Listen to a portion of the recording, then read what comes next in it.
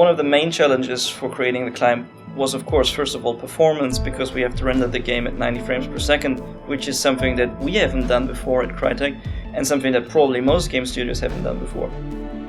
They first said 70 frames, and I thought, yeah, they're kidding. That cannot be true. They will say this, and in the end they will say, no, okay, it's fine, you might need to reach 50 or something, but they came up with, we have to reach 90.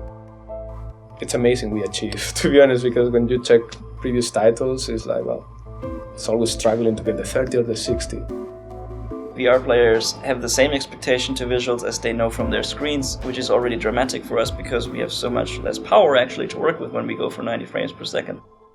Now you have new challenges from a design perspective because you're using a lot more of the 3D space than what you previously had used. Fortunately for us, we have the CryEngine, which is well suited for this.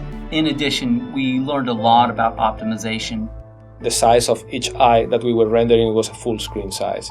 Shadows, for example, initially we were rendering shadows for each eye. We need only to render from one eye.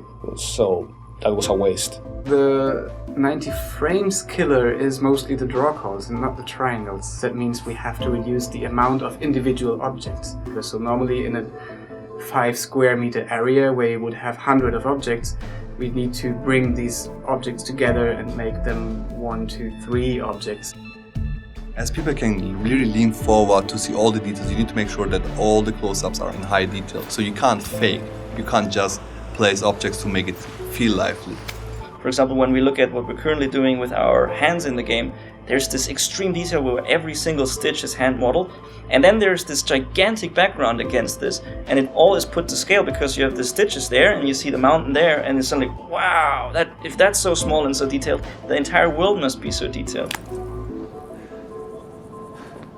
But at the same time, it gives us the challenge to bring all this close-range detail to this massive environment, at least to the area where you climb.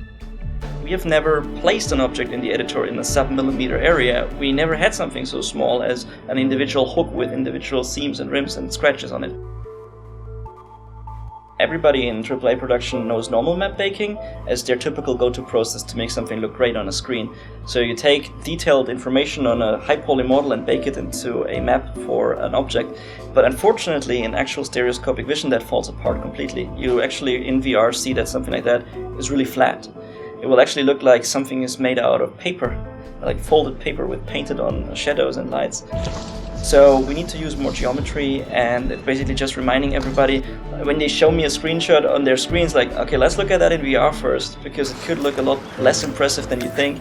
We actually tried something in this production that we haven't tried before. So there's this new trendy photogrammetry thing where you take photos of an asset, load it on a server, and this is giving you back the geometry of the asset. These things just present a new opportunity. And because of this, a lot of great design, a lot of great engagement was created from these kind of challenges.